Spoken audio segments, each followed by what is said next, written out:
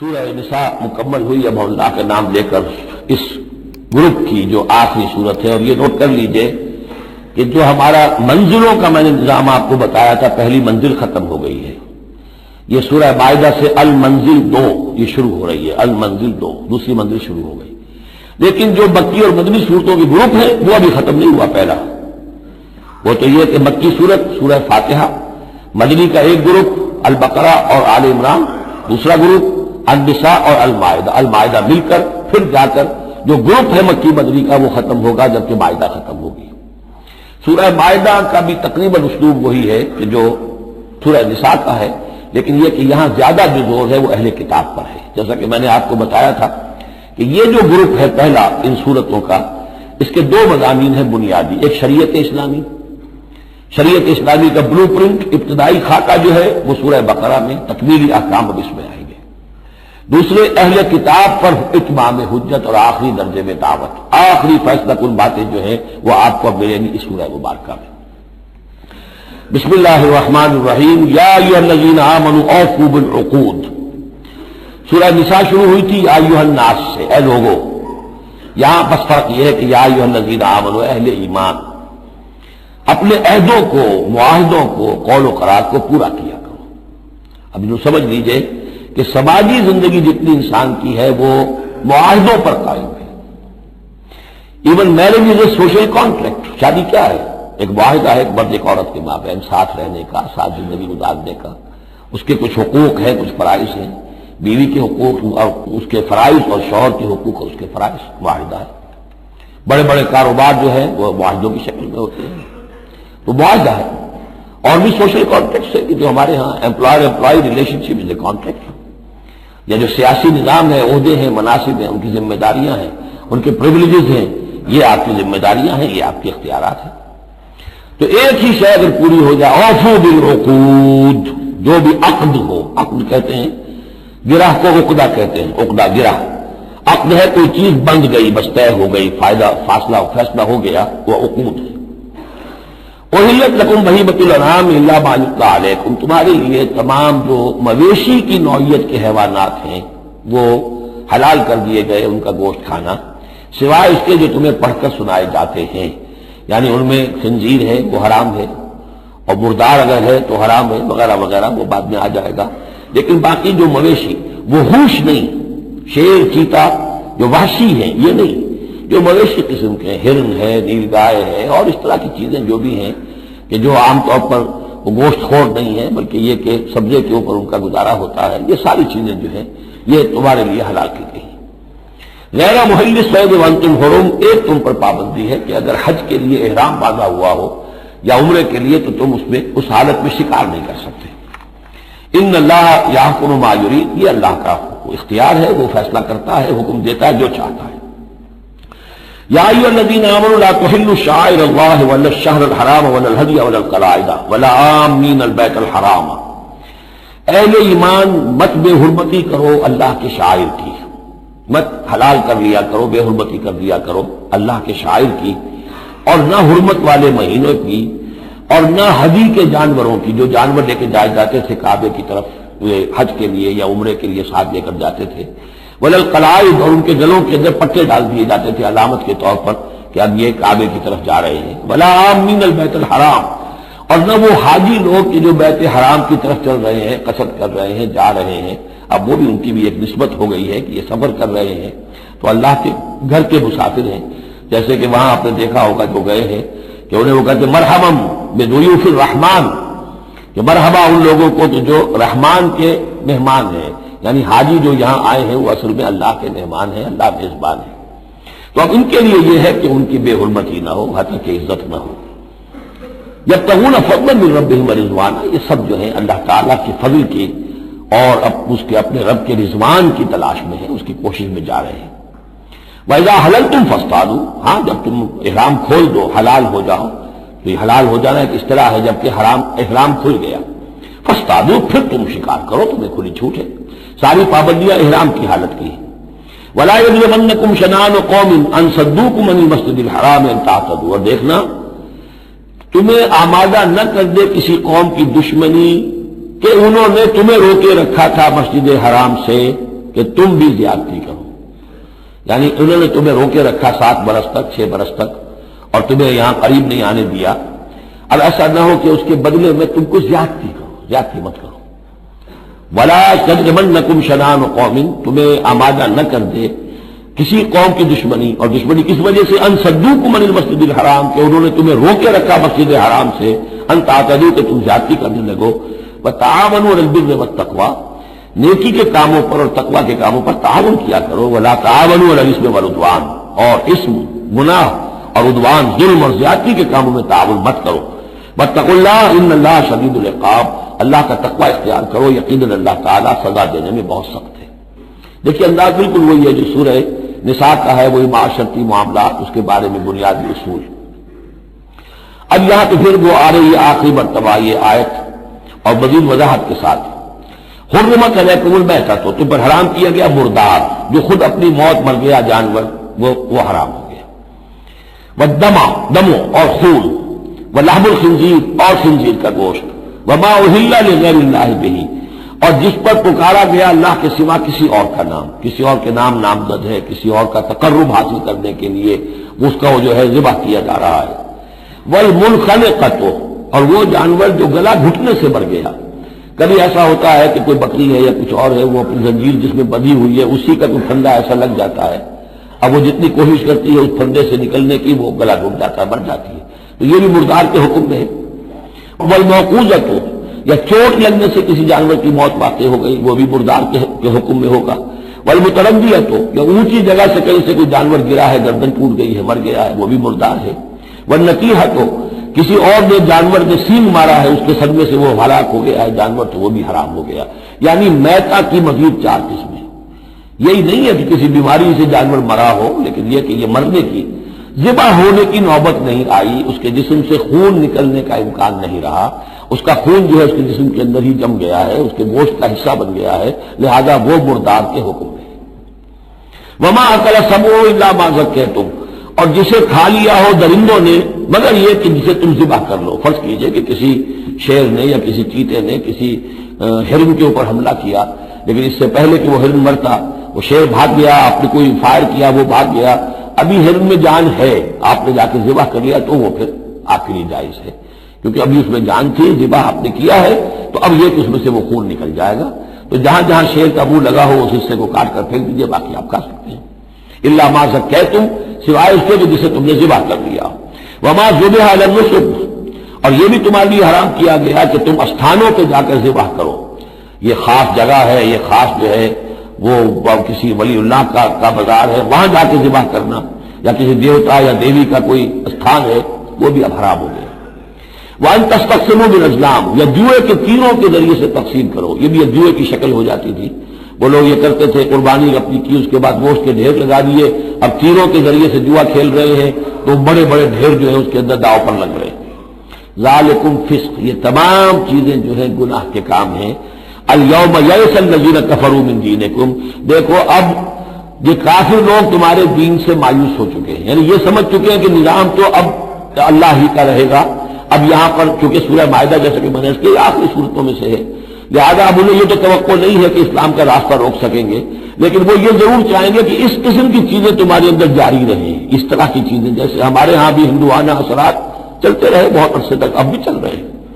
تو الیوم یئس الذین کفروا من دینکم، تمہارے دین سے تو مایوس ہو چکے کہ اب یہ دین تو انہی کا ہوگا اور ہمارا دین ختم ہوا.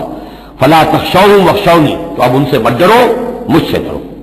الیوم اکملت لکم دینکم، آج کے دن میں نے تمہارے لیے تمہارے دین کی تکمیل فرما دی ہے. واتممت علیکم نعمتی، اور تم پر اتمام فرما دیا ہے اپنی نعمت کا. ورضیت لکم الاسلام دینا، اور تمہارے لیے میں نے پسند کر لیا ہے ہمیشہ ہمیشہ کے لیے میرے ہاں پسندیدہ اور مقبول دین صرف اسلام ہے. فمن اضطر فی مخمصۃ، اب یہ جو حکم دیا گیا تھا یہ چیزیں حرام ہیں، لیکن کوئی شخص اگر اضطرار میں آ جائے، شدید فاقہ ہے، بھوک ہے، جان نکل رہی ہے، غیر متجانف للاسم، اس میں گناہ کی طرف کوئی رجحان نہ ہو، کوئی شرارت دل کے اندر نہ ہو کہ میں نے واقعی یہ سور حرام ہے لیکن ذرا چکھ کے دیکھنا ہی آج تو کیسا ہے، نہیں، جان پر بنی ہوئی ہے لیکن اس قسم کا خیال کوئی نہ ہو. فإن اللہ غفور الرحیم، تو اللہ تعالیٰ غفور اور رحیم ہے. یسألونک ماذا أحل لهم، اے نبی آپ سے پوچھتے ہیں کہ ان کے لیے کیا کچھ حلال ہے. قل احل لکم الطیبات، تمہارے لیے سب پاکیزہ چیزیں حلال کر دی گئی. وما علمتم من الجوارح مکلبین تعلمونہن مما علمکم اللہ، اور جو تم چھوڑتے ہو سدھاتے ہو شکاری جانوروں کو، جنہیں تم چھوڑتے ہو شکار کے لیے، انہیں تم نے سدھایا ہے سکھایا ہے اس میں سے کہ جو اللہ نے تمہیں سکھایا ہے. فکلوا مما امسکنا علیکم، تو اب وہ اگر جا کر آپ نے کتا چھوڑا ہے، اس نے خرگوش کو پکڑ لیا ہے یا کسی اور جانور کو، فإن امسکنا علیکم، اگر انہوں نے روکے رکھا ہے تمہارے لیے اس شکار کو تو اس کو کھاؤ. واذکروا اسم اللہ علیہ، اس پر اللہ کا نام لو. واتقوا اللہ، اور اللہ تعالیٰ کا تقوی اختیار کرو. ان اللہ سریع الحساب، یقیناً اللہ تعالیٰ حساب لینے میں بہت جلدی کرتا ہے، یا حساب لینے میں اسے دیر نہیں لگتی. الیوم احل لکم الطیبات وطعام الذین اوتوا الکتاب حل لکم وطعامکم حل لہم والمحصنات من المؤمنات والمحصنات من الذین اوتوا الکتاب من قبلکم اذا آتیتموہن اجورہن محصنین غیر مصافحین ولا متخذی اخدان فمن یکفر بالایمان فقد حبط عملہ وہو فی الآخرۃ من الخاسرین. صدق اللہ العظیم. الیوم احل لکم الطیبات، یہ وہی انداز ہے کہ الیوم اکملت لکم دینکم واتممت علیکم نعمتی ورضیت لکم الاسلام دینا. آج کے دن تمہارے لیے تمام پاکیزہ چیزیں حلال کر دی گئیں. یعنی اگر اس سے پہلے کوئی مختلف مذاہب میں، یہود کی شریعت میں حضرت یعقوب علیہ السلام کی بات پسند و ناپسند جو ذاتی تھی اس کی بنا پر کوئی رکاوٹیں ہو گئی تھیں، یا یہ کہ مشرکانہ جو اوہام تھے ان کی وجہ سے تمہارے ذہنوں میں کچھ الجھنیں تھیں، آج ان سب کو صاف کیا جا رہا ہے. الیوم احل لکم الطیبات، تمام صاف ستھری پاکیزہ چیزیں تمہارے لیے حلال ہیں. وطعام الذین اوتوا الکتاب حل لکم، اور ان لوگوں کا کھانا بھی کہ جنہیں کتاب دی گئی تھی تمہارے لیے حلال ہے. لیکن اس میں ظاہر ہونا چاہیے کہ ان کا کھانا کہ جو ظاہر بات ہے کہ اگر عیسائی سور کھا رہا ہوگا تو وہ ہمارے لیے حلال نہیں ہوگا. مطلب یہ کہ ان کا گوشت ذبح کیا ہوا اگر ہو حلال جانور کا تو وہ ہم کھا سکتے ہیں. جانور حلال ہو، اور نمبر 2 کہ اسے ذبح کیا گیا ہو. وطعامکم حل لہم، اسی طرح تمہارا کھانا بھی ان کے لیے حلال ہے. والمحصنات من المؤمنات، اور تمہارے لیے شادی کرنا بھی حلال ہے ان سے بھی کہ جو خاندانی خواتین ہوں اہل ایمان میں سے. والمحصنات من الذین اوتوا الکتاب من قبلکم، اور خاندانی خواتین ان لوگوں کی کہ جنہیں کتاب دی گئی تھی تم سے پہلے. یعنی مسلمان مرد جو ہے عیسائی اور یہودی خاتون سے شادی کر سکتا ہے. اذا آتیتموہن اجورہن، جبکہ تم انہیں ادا کر دو ان کے مہر. محسنین، نیت یہ ہو کہ انہیں گھر میں بسانا ہے، مستقل ایک خاندان کا ادارہ وجود میں لانا ہے. غیر مصافحین، صرف شہوت رانی کے لیے نہیں، صرف مستی نکالنے کے لیے نہیں. ولا متخذی اخدان، اور نہ ہی کوئی چھپی دوستی یاریاں بنانے کے لیے. کھلم کھلا نکاح ہو، ایک مسلمان مرد کسی عیسائی عورت سے، کسی یہودی عورت سے نکاح کر سکتا ہے. اس کے ضمن میں آج کل بہت سے اشکالات ہیں لوگوں کو، تو اس کے ضمن میں وضاحت کیے دیتا ہوں کہ جہاں تک تو شریعت کا اصل حکم ہے وہ تو یہ ہے، اور چونکہ شریعت محمد رسول اللہ پر پوری ہو چکی ہے، اس میں کوئی تغیر و تبدل نہیں ہو سکتا، لہذا اس کو منسوخ ہم نہیں کر سکتے. یہ تو قانون جو ہے قائم رہے گا، اور یہ اس کا جواز جو ہے کچھ لوگوں کو اس کے خلاف جو مصلحتیں نظر آتی ہیں وہ اپنی جگہ پر صحیح ہیں، لیکن اس کے باوجود قانون کو بدلا نہیں جا سکتا. اگر ایک خالص اسلامی ریاست ہو تو کچھ عرصے کے لیے کسی ایسی اجازت کو موقوف کیا جا سکتا ہے. جیسے حضرت عمر رضی اللہ تعالیٰ عنہ نے ایک زمانے میں جبکہ قحط پڑا ہوا تھا تو قطع ید کی سزا جو ہے چوری پر ہاتھ کاٹنے کی سزا کو موقوف کر دیا تھا کہ حالات ایسے ہیں. اسی طرح سے عارضی طور پر کسی حکم میں کسی ایگزیکٹو آرڈر کے ذریعے سے، اسلامی حکومت کے کسی عارضی حکم کے ذریعے سے کوئی پابندی لگ سکتی ہے. مثلاً چونکہ صورتحال یہ ہے کہ مسلمان مردوں کو اجازت ہے عیسائی اور یہودی عورتوں سے شادی کی، مسلمان عورت کی شادی نہیں ہو سکتی کسی بھی عیسائی یا یہودی مرد سے. اب اس کی کیا علت ہے کہ عام طور پر سمجھا یہی جاتا ہے کہ مرد غالب ہوتا ہے، لہذا اس کا امکان ہے کہ وہ اپنی بیوی کو سیدھے راستے پر لے آئے گا، نہ یہ کہ اس کی بیوی اسے غلط راستے پر لے جائے گی. دوسرے یہ کہ اس زمانے میں اولاد ہوتی تھی مرد کی، تو گویا کہ ثابت تھا کہ جو اولاد ہوگی وہ ماں پر نہیں ہوگی، عیسائی نہیں ہوگی، یہودی نہیں ہوگی، بلکہ وہ مسلمان ہوگی. دوسرے اس وقت مسلمانوں کا غلبہ ہو گیا تھا، اور یہودی عیسائی جو تھے وہ ان کے گویا کہ تابع ہو چکے تھے. نفسیاتی اعتبار سے یہ دونوں صورتیں اس وقت بدل چکی ہیں. آج مسلمان مغلوب ہیں، یہودی عیسائی جو ہیں ان کا پلڑا بھاری ہے دنیا کی سیاست میں اور دنیا کے معاملات میں. ویسے بھی مرد جو ہیں وہ کمزور ہو چکے ہیں اور عورتوں کا غلبہ ہے. اس حوالے سے مناسب یہی ہے کہ یہ شادیاں نہ ہوں، لیکن حرام ان کو ہم نہیں کہہ سکتے. البتہ کوئی اگر اسلامی ریاست میں قائم ہو جائے تو پھر وہ وقتی طور پر جب تک کہ حالات میں کوئی اور تبدیلی نہ ہو جائے مصلحتوں کے پیش نظر اس اجازت کو عارضی طور پر منسوخ کر سکتی ہے. وَمَن يَكْفُرْ بِالْإِيمَانِ فَقَدْ حَبِطَ عَمَلُهُ، تو جس شخص نے ایمان کے ساتھ کفر کیا اس کے تمام اعمال حبط ہو گئے. اب اس میں اشارہ اہل کتاب کی طرف بھی ہو سکتا ہے کہ پہلے وہ صاحب ایمان تھے. جب تک محمد رسول اللہ تشریف نہیں لائے جو حضرت عیسیٰ کو مانتا تھا وہ مومن تھا، جو حضرت موسیٰ کو مانتا تھا مومن تھا. لیکن یہ کہ اب اگر وہ نہیں مان رہے تو گویا کہ وہ کفر کر رہے ہیں.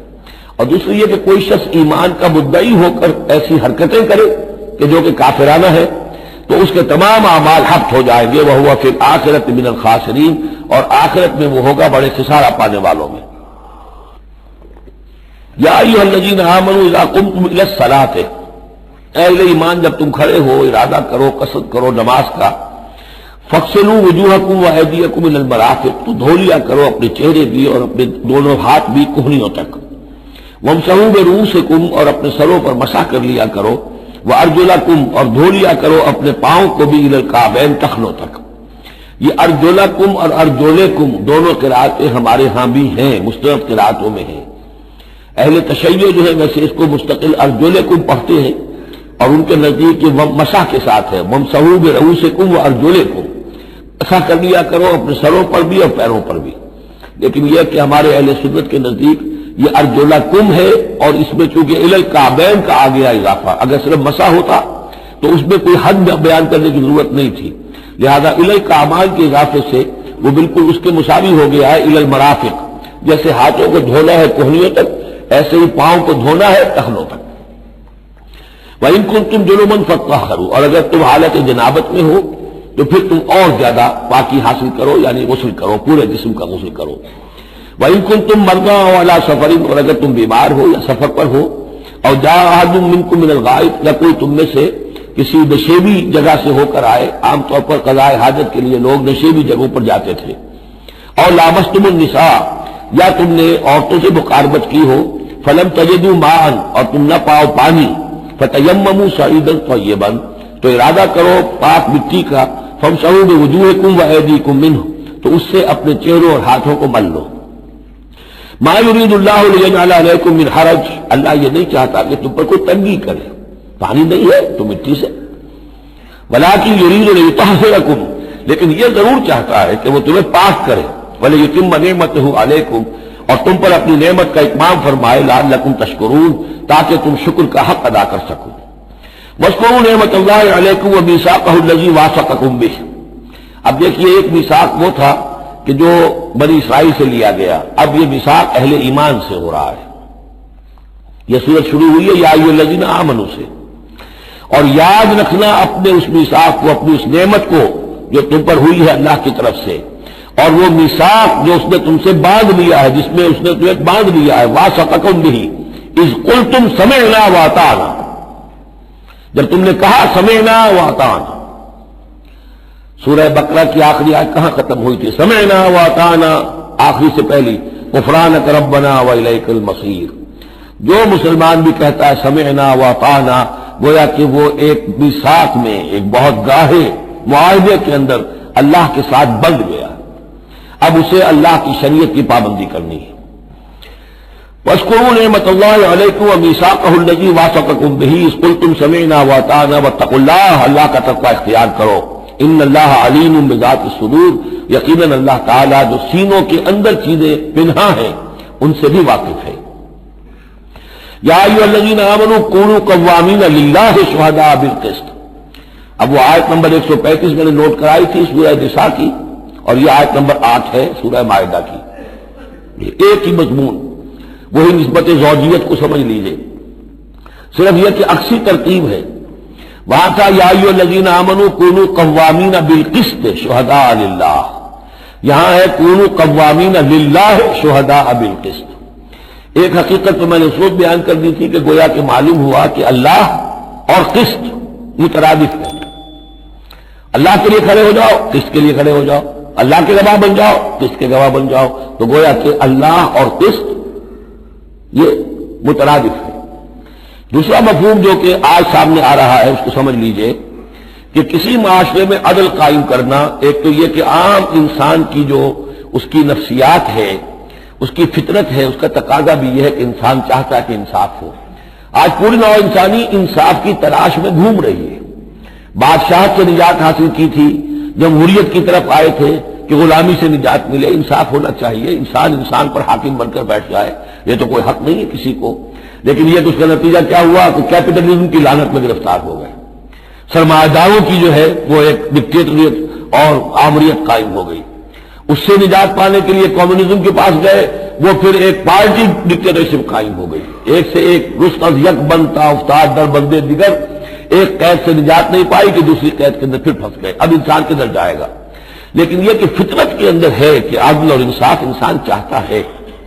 ایک تو یہ ہے کہ اس فطرت کے تقاضے کو پورا کرتے ہوئے عدل کو قائم کرنے کے لیے انسان کھڑا ہو جائے. اور ایک اس سے اوپر کی منزل ہے کہ اصل العدل اللہ کی ذات ہے، اس کا دیا ہوا نظام جو ہے وہ ہے عادلانہ نظام. ہم اس کے وفادار ہیں، ہمارے ذمے ہے اس کے نظام کو قائم کرنا. تو کھڑے ہو جاؤ اللہ کے لیے. یا ایھا الذین آمنوا کونوا قوامین للہ شہداء بالقسط. یہاں پر یہ اوپر کی منزل ہے جو بیان ہو رہی ہے کہ اصل میں یہ صرف فطرت انسانی کے تقاضے کے طور پر نہیں، تمہاری عبدیت کا تقاضا ہے، تمہارا اللہ کے ساتھ وفاداری کا جو رشتہ ہے اس کا تقاضا ہے کہ پوری قوت کے ساتھ with all the emphasis at your command، جو بھی تمہارے پاس ذرائع ہیں، وسائل ہیں، ان سب کو لے کر، جو بھی آپ کے پاس قوت ہے اس سب کو جمع کر کے اور آپ کھڑے ہو جائیں اللہ کے لیے. کھڑے ہو جائیں اللہ کے لیے چمانی دارت. اللہ کے لیے کھڑے ہونا یعنی اس کے دین کے گواہ بن کر کھڑے ہو جانا. اور اس کا دین جو ہے العدل ہے، انصاف ہے، قسط ہے. تو اس انصاف اور قسط کو قائم کرنا. یا ایھا الذین آمنوا کونوا قوامین للہ شہداء بالقسط. اب دیکھیے وہاں کیا تھا، وَلَوْ عَلَىٰ أَنفُسِكُمْ وَبِالْوَالِدَيْنِ وَالْأَقْرَبِينَ. انصاف سے روکنے والی چیز ہوتی ہے کوئی محبت. اب میں اپنے خلاف کیسے فتویٰ دے دوں، اپنے والدین کے خلاف کیسے فیصلہ دے دوں، اپنے رشتہ داروں کے خلاف کیسے فیصلہ دے دوں؟ وہاں فرمایا اس کی کاٹ کر دی، وَلَوْ عَلَىٰ أَنفُسِكُمْ وَبِالْوَالِدَيْنِ وَالْأَقْرَبِينَ. حق بات ہے، انصاف کی بات ہے، خواہ تمہارے خلاف جا رہی ہو، تمہارے والدین کے خلاف جا رہی ہو، تمہارے رشتہ داروں کے خلاف جا رہی ہو، حق کہنا ہے. دوسری چیز کیا ہوتی، کسی کی دشمنی کی وجہ سے آپ حق نہیں کہتے. بات تو حق ہے اسی کی، لیکن یہ تو دشمن ہے، میں اس کے حق میں کیسے فتویٰ دوں؟ اس سے یہاں روک دیا گیا. تو یہ وہ ریسیپروکل نسبتیں ہیں قرآن مجید کی صورتوں کے اندر. ایک ہی مضمون ہے، اس کے اندر عکسی ترتیب اور ریسیپروکل ترتیب. وَلَا يَجْرِمَنَّكُمْ شَنَآنُ قَوْمٍ عَلَىٰ أَلَّا تعْدِلُوا. دیکھو کسی قوم کی دشمنی تمہیں اس بات پر آمادہ نہ کر دے کہ تم عدل سے منحرف ہو جاؤ. اعدلوا، عدل سے کام لو، انصاف کرو. هو اقرب للتقویٰ، یہی بہتر ہے اور قریب تر ہے تقویٰ کے. واتقوا اللہ ان اللہ خبیر بما تعملون.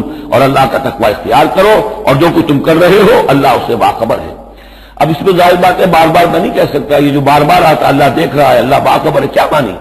ہر ایک کا حساب تم سے لے گا، ہر ایک کی جواب دہی تمہیں کرنی پڑے گی. تمہارا کوئی عمل، تمہارا کوئی قول اس کے علم سے خارج نہیں ہے. لہذا ہر وقت چوکس رہو، چوکنے رہو. وعد اللہ الذین آمنوا وعملوا الصالحات لهم مغفرۃ واجر عظیم. ہاں اللہ تعالیٰ کا وعدہ ہے ان لوگوں سے جو ایمان لائیں اور نیک عمل کریں کہ ان کے لیے مغفرت بھی ہے، اجر عظیم بھی ہے. والذین کفروا وکذبوا بآیاتنا اولئک اصحاب الجحیم. اور جو لوگ کے انکار کریں اور جھٹلا دیں ہماری آیات کو، وہ ہیں جہنم والے، آگ والے. یا ایھا الذین آمنوا اذکروا نعمت اللہ علیکم اذ ہم قوم ان یبسطوا الیکم ایدیہم.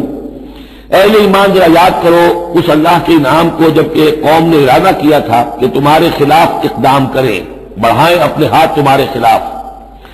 یہ غزوہ احزاب کے بعد جو ہے وہ ایک جو بھی کوششیں ہوئی، بہت سے لوگ ابھی پیچھے تاب کھا رہے تھے کفار میں سے کہ آپ پھر دوبارہ جائیں، لیکن ایسے حالات اللہ تعالیٰ نے پیدا کر دیے، ان کے دلوں پر ایسا رعب پڑ گیا تھا غزوہ احزاب کے بعد کہ پھر جرأت ہو نہیں سکی.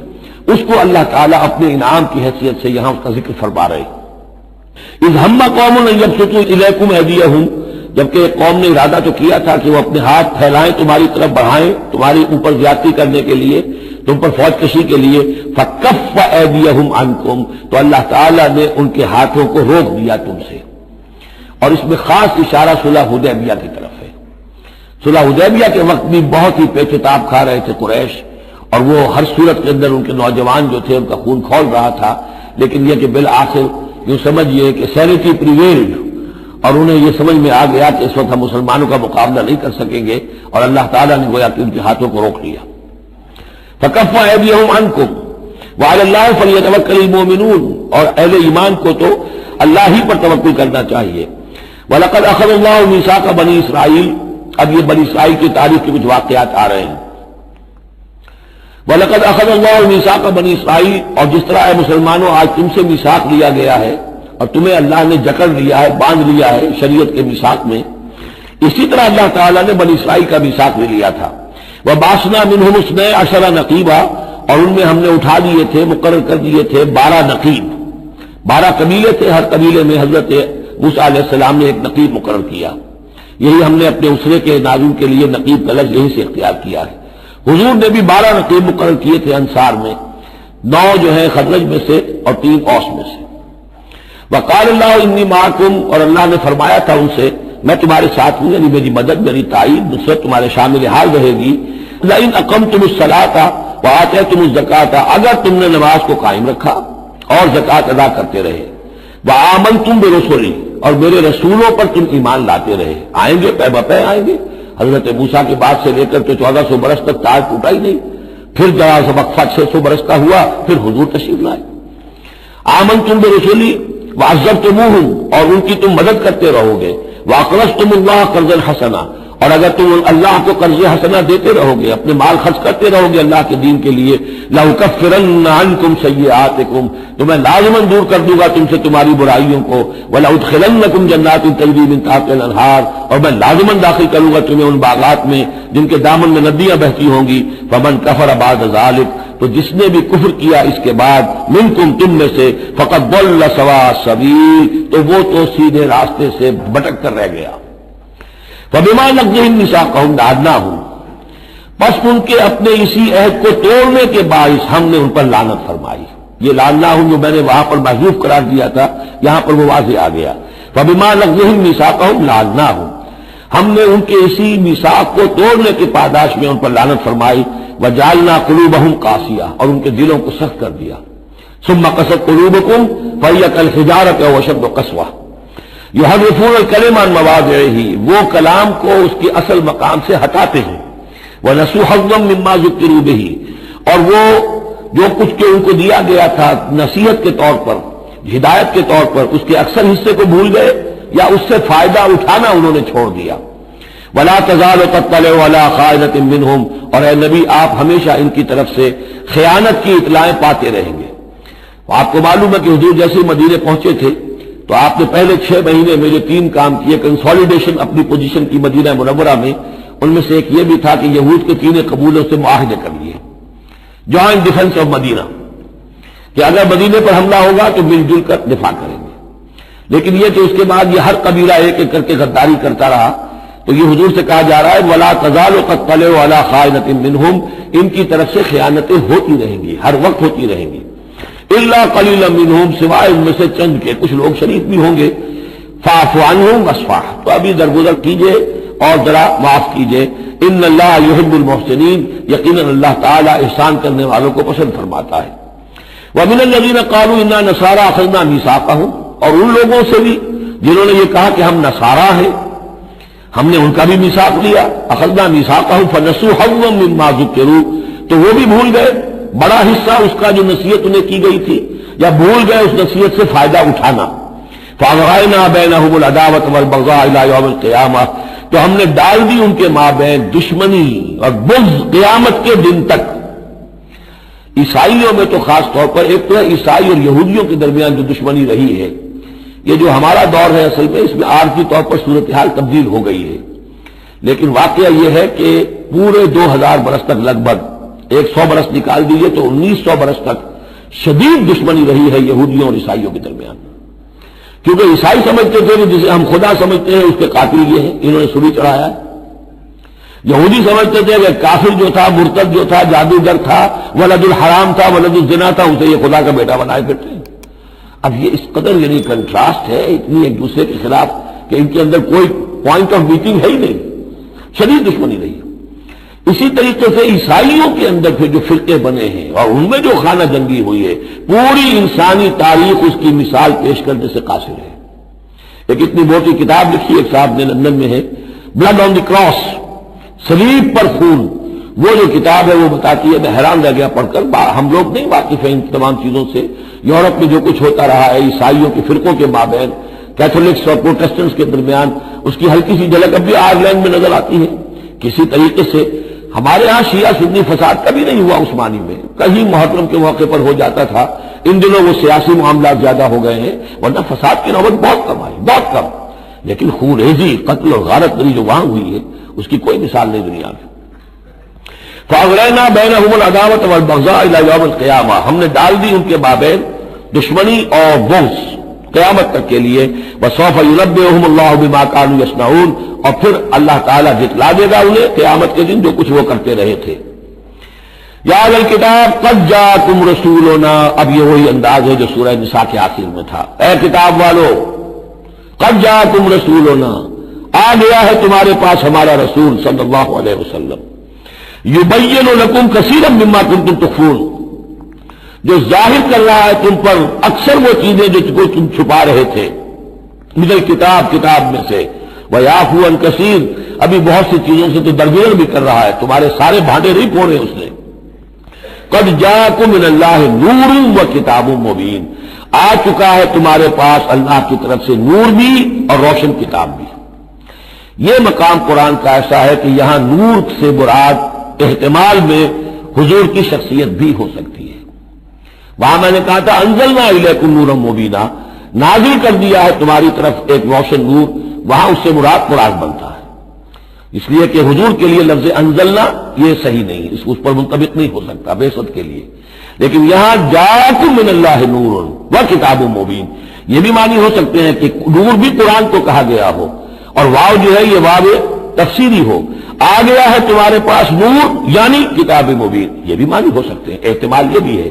لیکن یہ کہ یہ احتمال بھی موجود ہے کہ یہاں نور سے مراد محمد الرسول اللہ صلی اللہ علیہ وسلم کی ذات مبارکہ ہو، اور اس سے مراد حضور کی روح ہے، روح پر نور ہے، اور اس اعتبار سے کہ حضور کی روح جو ہے اور آپ کی روحانیت آپ کے پورے وجود کے اوپر غالب تھی، چھائی ہوئی تھی، لہذا آپ کو مجسم نور بھی کہا جا سکتا ہے۔ یہ صرف یوں سمجھیے استعارے کا